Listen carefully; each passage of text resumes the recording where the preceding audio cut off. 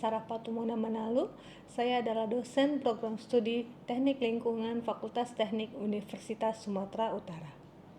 Di kesempatan kali ini saya akan menjelaskan deskripsi mata kuliah yang saya ampu. Nama mata kuliah ini adalah Kesehatan dan Epidemiologi Lingkungan yang diperuntukkan bagi mahasiswa dan mahasiswi Teknik Lingkungan dari semester 2. Mata kuliah ini adalah mata kuliah 2 SKS yang terdiri dari 16 pertemuan dan memiliki ujian tengah semester serta ujian akhir semester.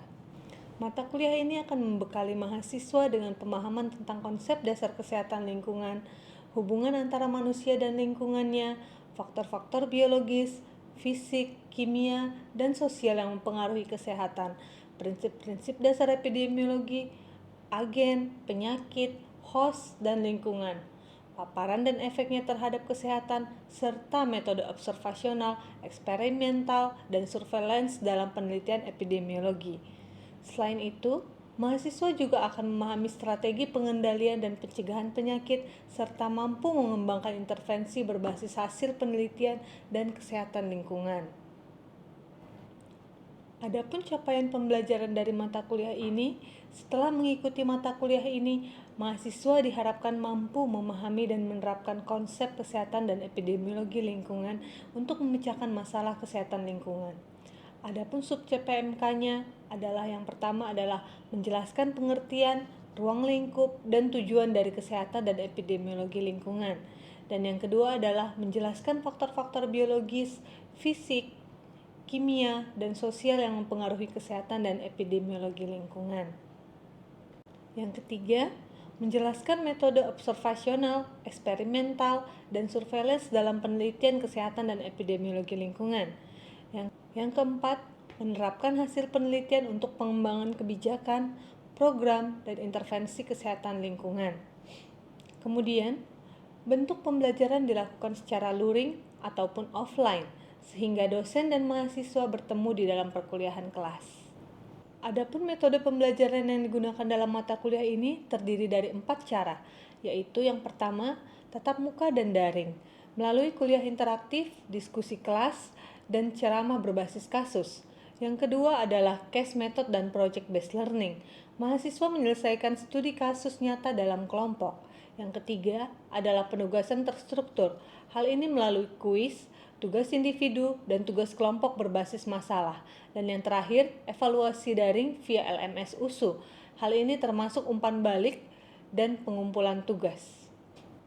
Sistem penilaian yang diberikan terdiri dari 5 komponen, yaitu tugas kelompok sebesar 15%, kuis 5%, ujian tengah semester ataupun UTS 15%, ujian akhir semester ataupun UAS 15%, case method 50%, sehingga total penilaian adalah sebesar 100%. Terdapat beberapa indikator yang digunakan untuk menilai dalam penilaian 5 komponen tersebut. Yang pertama, ketepatan menjelaskan konsep dan hubungan antara manusia dan lingkungan. Yang kedua, kecermatan dalam menjelaskan penyebab penyakit berbasis lingkungan. Yang ketiga, kemampuan analisis kasus dan sintesis solusi berbasis epidemiologi lingkungan. Yang keempat, keterlibatan dan kontribusi aktif dalam diskusi dan presentasi kelompok. Adapun rubrik penilaian sangat kurang di bawah 50.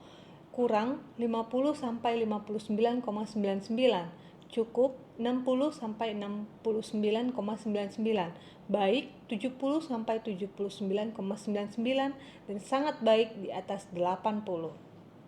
Dalam setiap tugas, dosen juga membuat rubrik penilaian, misalnya berdasarkan persiapan. Komponen yang dinilai adalah materi, visualisasi, dan ketepatan format. Yang kedua, ketercapaian tugas. Hal ini dinilai dari peran aktif, pengetahuan, interaksi, dan komunikasi efektif. Yang ketiga, penguasaan isi. Hal ini dinilai dari pemahaman topik, argumentasi berbasis bukti, kemampuan menjawab, dan fokus pada masalah. Dari keseluruhan indikator penilaian yang ditetapkan pada akhir perkuliahan, di akhir semester diharapkan mahasiswa yang telah mengikuti mata kuliah ini bisa mencapai kompetensi dan kemampuan yang diharapkan. Yang pertama, mahasiswa mampu menjelaskan dan menganalisis isu kesehatan lingkungan secara sistematis. Yang kedua, kemampuan menyusun rekomendasi berbasis data hasil studi epidemiologi lingkungan. Yang ketiga, ketepatan dalam memetakan hubungan agen, host, lingkungan dalam konteks penyakit. Yang keempat, kecakapan berkomunikasi dalam kerja tim dan presentasi ilmiah. Pada hari ini, saya juga akan melakukan pengajaran di dalam kelas untuk salah satu pertemuan yang bertopik manusia dengan lingkungan. Maka dari itu, saya akan menjelaskan pengetahuan atau kemampuan yang diharapkan dimiliki mahasiswa setelah mengikuti pembelajaran hari ini. Yang pertama adalah menjelaskan konsep dasar interaksi antara manusia dan lingkungannya, baik lingkungan fisik maupun sosial. Yang kedua, mengidentifikasi bentuk-bentuk interaksi manusia dengan komponen lingkungan, atmosfer, air, tanah, dan juga makhluk hidup. Yang ketiga, menganalisis dampak positif dan negatif dari interaksi manusia terhadap lingkungan dan sebaliknya.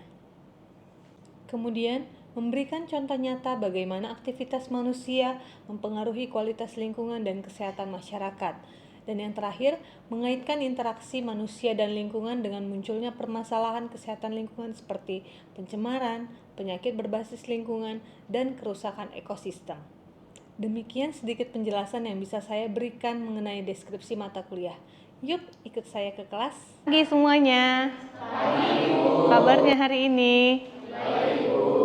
Nah, sebelum kita memulai perkuliahan kita pada pagi hari ini, ada baiknya kita berdoa dulu menurut agamanya masing-masing, agar apa yang kita pelajari hari ini dapat bermanfaat bagi kita. Berdoa dimulai.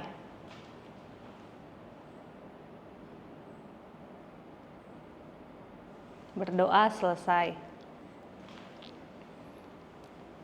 Nah, sebelum kita memulai materi kita pada hari ini, saya mau mengajak kalian untuk main tebak-tebakan cepat ya. Tapi ini bukan soal hafalan ya, ini hanya mengenai logika dan pengalaman kalian saja ya. Jadi di sini ada 5 kartu. 5 kartu ini berisi mengenai permasalahan lingkungan. Nah, sekarang tugas kalian menganalisis dari mana sebenarnya penyebab utama sehingga permasalahan lingkungan ini bisa terjadi ya. Satu-satu mengambil satu kertas lalu nanti dijawab ya. Ibu, saya dapat air tercemar. Nah, biasanya ini buangan air limbah rumah tangga itu dibuang langsung ke sungai, Bu, sehingga membuat air sungai itu jadi tercemar. Ya, benar ya. Jadi itu dia penyebab dari air tercemar yang terjadi. Selanjutnya, oke, silakan Nabila. Saya dapat bagian diskon. Biasanya penyebabnya itu kebakaran sampah dan pemukiman. Ya, benar ya. Selanjutnya. Oh, silakan. Pemanasan global. Biasa pemanasan global ini bersumber dari emisi kendaraan. Ya, benar ya. Oke, yang keempat, siapa tadi? Oke, Banjir, Bu, biasanya itu disebabkan oleh aktivitas manusia yang membangun bangunan di daerah resapan air. ya. Yang terakhir, Randi. Saya dapat kondisi lingkungan itu yang rusak akibat sampah plastik. Nah, sampah plastik itu kita tahu sifatnya itu adalah sulit terurai. Nah, jika sulit terurai itu kerusakan lingkungan yang dapat terjadi itu bisa menyebabkan kerusakan masuk hara pada tanah. Nah, kemungkinan lainnya itu kalau kita membakar sampah plastik itu dapat menyebabkan polusi udara yang dapat merusak kesehatan manusia. Ya, benar ya. Nah, adapun sub CPMK pada pagi hari ini adalah mahasiswa mampu menjelaskan faktor-faktor biologis, fisik, kimia, dan juga sosial yang dapat mempengaruhi kesehatan dan epidemiologi lingkungan ya. Dan kemampuan yang diharapkan dapat tercapai pada hari ini, mungkin Feby bisa membacanya. Kemampuan akhir yang dapat diharapkan itu yang pertama menjelaskan bagaimana manusia berinteraksi dengan lingkungan fisik seperti air, udara, tanah, dan sosial, yakni budaya, kebiasaan, dan pola hidup. Yang kedua, menganalisis dampak dari aktivitas manusia terhadap lingkungan hidup dan kesehatan masyarakat. Yang ketiga, mengidentifikasi jenis perubahan lingkungan akibat aktivitas manusia. Yang keempat, menjelaskan sistem penyangga kehidupan dan bagaimana limbah atau residu mempengaruhi sistem tersebut. Dan yang kelima, mengaitkan lingkungan sebagai media penularan penyakit dan faktor pendukung terjadinya gangguan kesehatan. Ya, jadi itu yang diharapkan kalian semua dapat kemampuan ini di akhir perkuliahan hari ini ya. Nah, lingkungan, apa sebenarnya lingkungan itu ya? Jadi di sini kita bisa lihat bahwa lingkungan itu merupakan segala sesuatu yang ada di sekitar manusia ataupun organisme, baik itu benda hidup ataupun benda mati, benda nyata ataupun abstrak, energi, suasana yang terjadi akibat adanya interaksi ya. Jadi semua itu berinteraksi satu sama lain, baik benda hidup dengan benda mati, yang mana interaksi itu mempengaruhi status dari kesehatan pada populasi di suatu lingkungan ya. Nah, jadi manusia ya, kita bisa lihat bahwa seorang manusia itu tentunya mengalami perkembangan ya, adanya perkembangan fisik dan juga perkembangan budaya ya. Baik itu misalnya fisik, mulai dari seorang manusia itu bayi, berkembang dia menjadi sekolah ya, SMP, SMA, hingga kalian pada saat ini berada pada jenjang kuliah. Begitu juga budaya ya, jadi adanya perkembangan evolusi dari budaya itu ya, mulai dari manusia pemburu, kemudian manusia agraris, kemudian manusia industrial, dan juga manusia yang ramah lingkungan. Nah, menurut kalian apakah kita sekarang ini sudah termasuk dalam kategori manusia yang ramah lingkungan nggak ya? Sepertinya masih industrial banget, Bu. Kalau saya, menurut saya udah mulai ramah lingkungan, Bu, tapi aksinya itu belum maksimal. Ramanya hanya di sosial media aja sih, Bu. Ada aja nih si Vicky nih ya.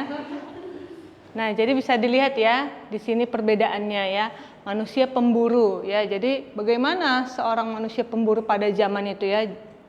Dia hidupnya berpindah-pindah untuk mencari sumber makanan. Kemudian jumlah penduduknya juga masih sedikit ya, dan angka kematiannya itu masih tinggi di zaman dahulu. Kemudian berevolusi menjadi manusia yang agraris. Di sini manusia sudah mulai hidupnya menetap. Kemudian sudah mempunyai kemampuan bercocok tanam ya. Kemudian berevolusi lagi menjadi manusia yang industrial. Nah, di sini kita bisa melihat ya, adanya penemuan mesin-mesin ya, misalnya penemuan mesin oleh James Watt. Kemudian di sini juga terjadi eksploitasi dari tenaga kerja ya, yang mana juga terjadi kecelakaan kerja di industri tersebut ya. Dampaknya juga apa? Adanya kita lihat banyaknya pencemaran lingkungan, kemudian juga banyaknya penyakit dan juga wabah-wabah penyakit yang masih belum ditemukan obatnya, seperti itu ya. Kemudian berevolusi lagi menjadi manusia yang ramah lingkungan, artinya manusia yang peduli terhadap lingkungan. Dari mana kita bisa melihat? Nah, adanya pengelolaan lingkungan ya, baik itu oleh Kementerian Lingkungan Hidup ataupun juga dari Dinas Lingkungan Hidup dari setiap masing-masing provinsi yang ada di Indonesia. Begitu juga secara global juga diatur pengelolaan lingkungan oleh EPA ya. Sini kita bisa melihat adanya model ya, model hubungan interaksi komponen lingkungan ya, mulai dari sumber perubahan baik itu primer ataupun sekunder yang nantinya akan masuk ke dalam komponen lingkungan, baik itu air, udara, tanah, makanan atau vektor yang nantinya akan berdampak terhadap kesehatan dari masyarakat itu. Apakah nanti suatu masyarakat yang terdampak tersebut akan sakit, akan sehat, ataupun nantinya dapat menyebabkan kematian ya. Jadi di sini kita bisa melihat ya, jadi setiap aktivitas manusia, baik itu misalnya dari industri, dari rumah tangga, tentunya itu semua akan menghasilkan limbah ya. Ada limbah yang kita hasilkan setiap hari. Nah, limbah ini dia tidak langsung menghilang di lingkungan, dia akan masuk ke dalam sistem penyangga kehidupan yang mana itu dia akan berdampak ya bagi kesehatan dan juga bagi lingkungan kita sendiri. Nah, sekarang coba pikirkan aktivitas sehari-hari kalian. Apa contoh dari aktivitas sederhana yang menghasilkan limbah dan mungkin berpotensi mengganggu lingkungan? Oke, Mutia, silahkan. Menurut saya, Bu, seperti penggunaan plastik, terus juga buang air sisa cucian itu ke drainase, sama menggunakan sepeda motor, Bu. Padahal Ya, benar ya. Nah, di sini bisa kita lihat ya, adanya bencana Bhopal namanya ya di India. Ini bencana ini terjadi pada tahun 1984. Nah, karena apa? Pada waktu itu ada industri yang mengalami kebocoran ya, kebocoran gas sebesar 43.000 kg gas beracun MIC itu bocor ke lingkungan. Ya, efeknya apa? Dalam hitungan hari, ribuan orang di India tersebut meninggal.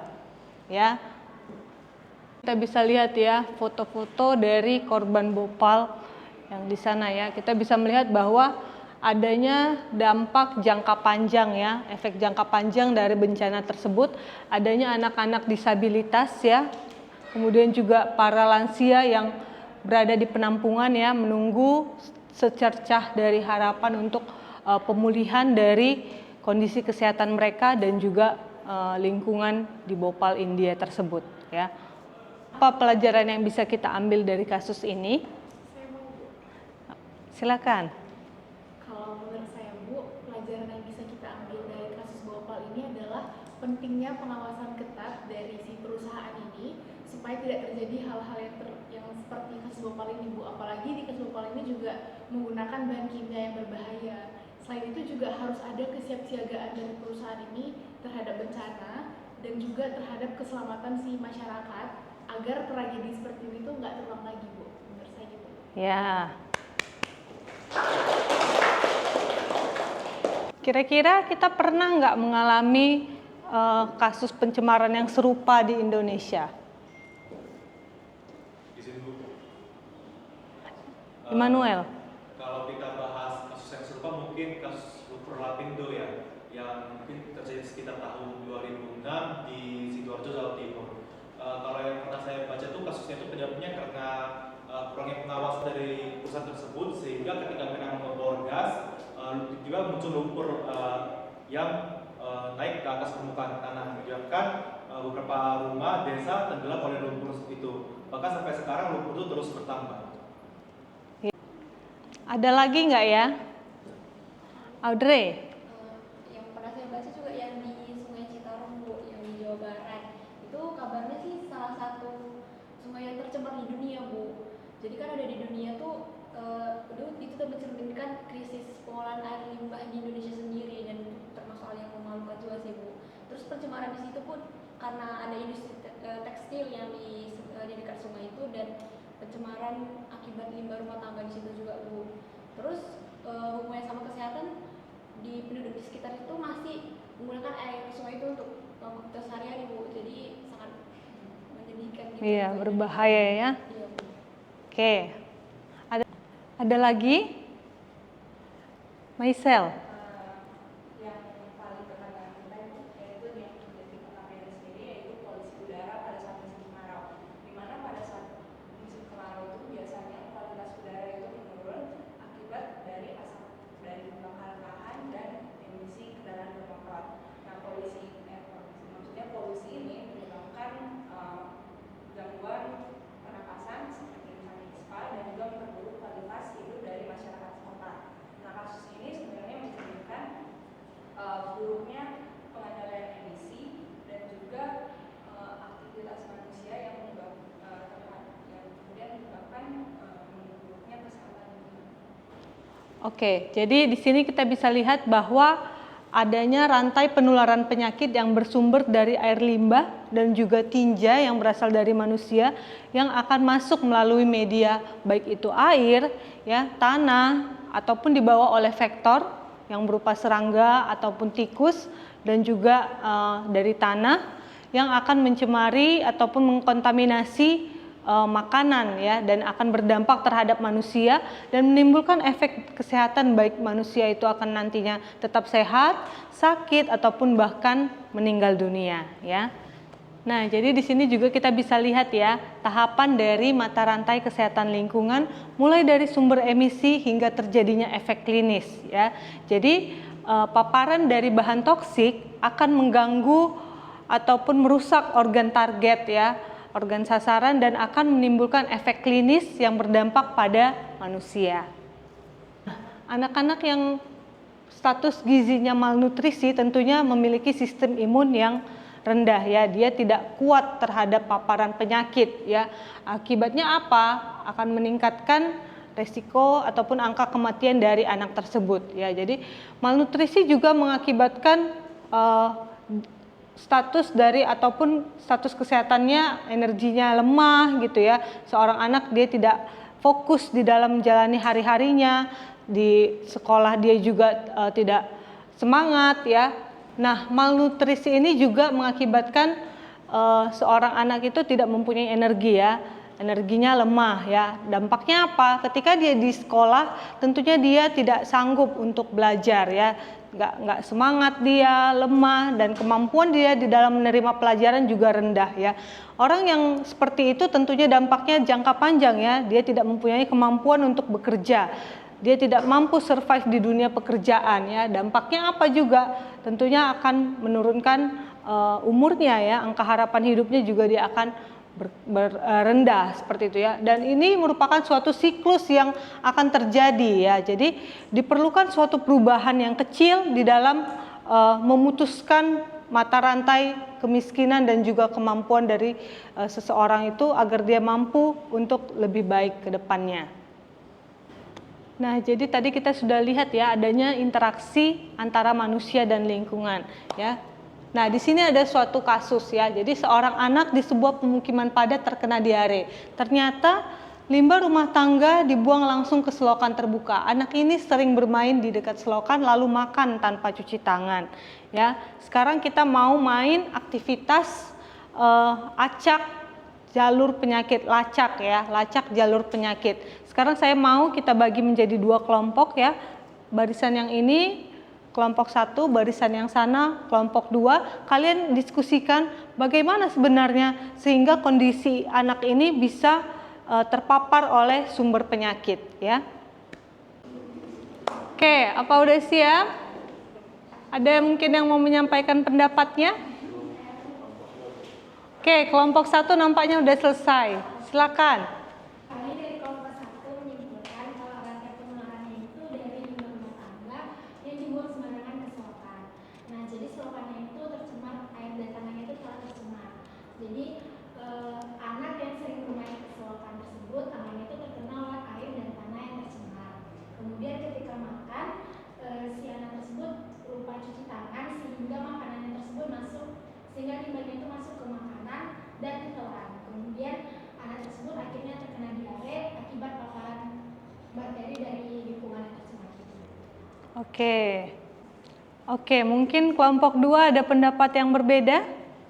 Silakan. Kalau kami dari kelompok 2 itu skema paparannya pertama dari limbah, kemudian ke lingkungan, kemudian kontak ke manusia, selanjutnya paparan dan masuk ke efek kesehatannya. Jadi limbah rumah tangga mencemari lingkungan, kemudian ada anak yang makan di sekitar lingkungan yang tercemar tersebut, memegang tanah tanpa mencuci tangan terlebih dahulu, lalu melahap makanannya. Proses itu alur masuknya kuman ke tubuh yang menyebabkan gangguan kesehatan seperti diare. Jadi dari contoh ini kita bisa pahami bahwa pengelolaan sanitasi lingkungan itu bukan cuma urusan teknis, tapi juga menyangkut nyawa manusia ya. Jadi kira-kira dari semua komponen dalam rantai tadi mana yang paling penting untuk diputus agar penularan ini tidak terjadi? Silakan Gerardo. Jadi Bu, menurut saya rantai makanan yang harus diputus agar tidak terjadinya penularan itu lagi Bu, yang pertama adalah dari kebiasaan cuci tangan Bu. Kemudian dari sanitasi air dan dari sumber limbah yang tercemar tadi. Ya, benar ya. Di sini kita bisa lihat ya, adanya jalur perpindahan polutan dari sumber pencemar hingga mencapai manusia ya. Jadi mulai dia masuk melalui media lingkungan baik itu udara, air, kemudian juga tanah ataupun dari hewan ataupun dari tumbuhan ya. Jadi dia pun masuknya berbeda-beda ya berdasarkan karakteristik dari bahan toksik itu ya. Misalnya kalau gas umumnya dia melalui inhalasi ya ataupun pernapasan. Kemudian juga kontaminasi dari air ya melalui ikan yang terpapar oleh bahan-bahan toksik. Kemudian juga dari tanah ya, dari masuk melalui tumbuhan ya. Dan nantinya juga akan berdampak terhadap si manusia sebagai penerima ataupun reseptornya ya. Tabel dari beberapa agen toksik dan penyebab penyakit ya. Misalnya seperti salmonella, dia bersumber dari feses, baik dari feses manusia dan juga feses binatang ya. Dan sumbernya itu berasal dari misalnya dari air, kemudian juga daging ataupun dari telur ya. Kemudian jalurnya maksud saya. Kemudian juga misalnya asbes ya, dari bahan bangunan ya, juga melalui media udara ataupun dari air. Nah, saya ingin menunjukkan kepada kalian satu video singkat ya mengenai dari mana saja sebenarnya sumber paparan yang masuk ke dalam lingkungan ya, sumbernya di mana, sumbernya apa, seperti itu ya, dan masuk ataupun berinteraksi terhadap manusia itu seperti apa. Kita lihat video berikut.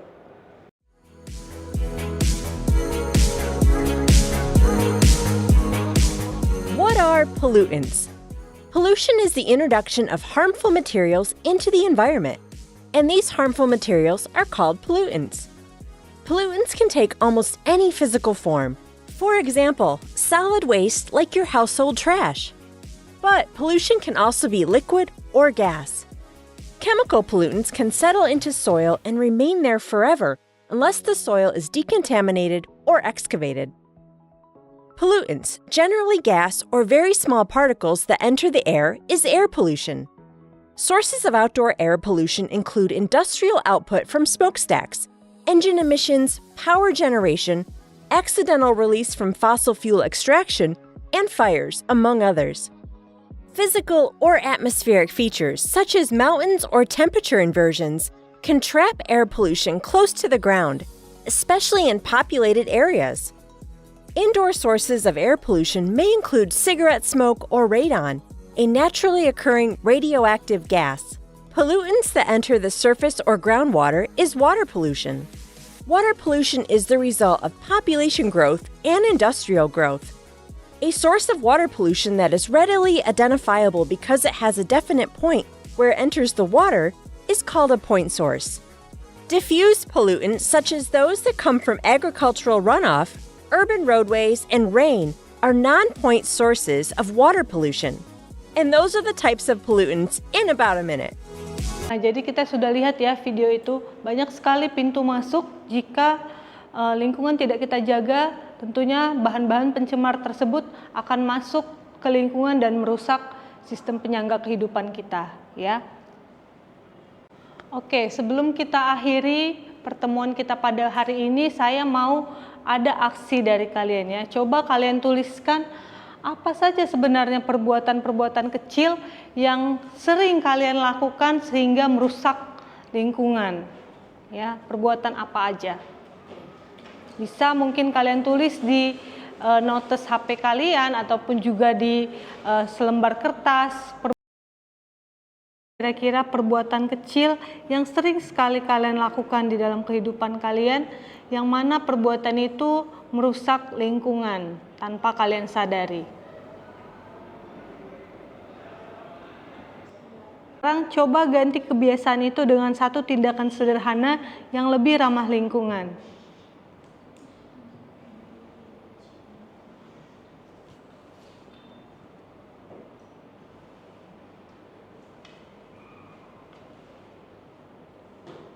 Di hari ini kita sudah belajar ya bahwa interaksi dari manusia dengan lingkungan itu tidak pernah satu arah, selalu seperti dua sisi koin ya. Jadi manusia bisa merusak lingkungan, lingkungan akan memberikan respon berupa misalnya banjir, wabah ya, memberikan penyakit ya, memberikan lingkungan yang tidak lebih baik ya dari perbuatan kita. Tapi manusia juga bisa sebagai penjaga ya, manusia menjaga, mengelola lingkungan dan memberikan kehidupan yang lebih baik di masa depan nantinya. Oke, jadi ada yang mau bertanya lagi kira-kira?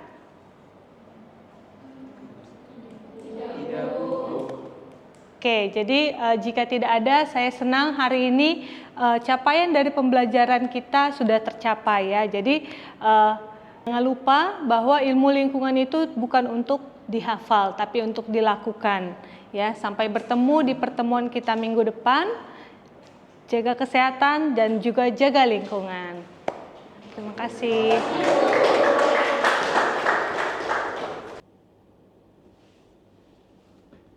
Demikianlah video cuplikan pembelajaran di salah satu pertemuan dari mata kuliah Kesehatan dan Epidemiologi Lingkungan yang saya ampu. Semoga video tadi membawa manfaat bagi teman-teman yang sudah menyaksikannya. Salam.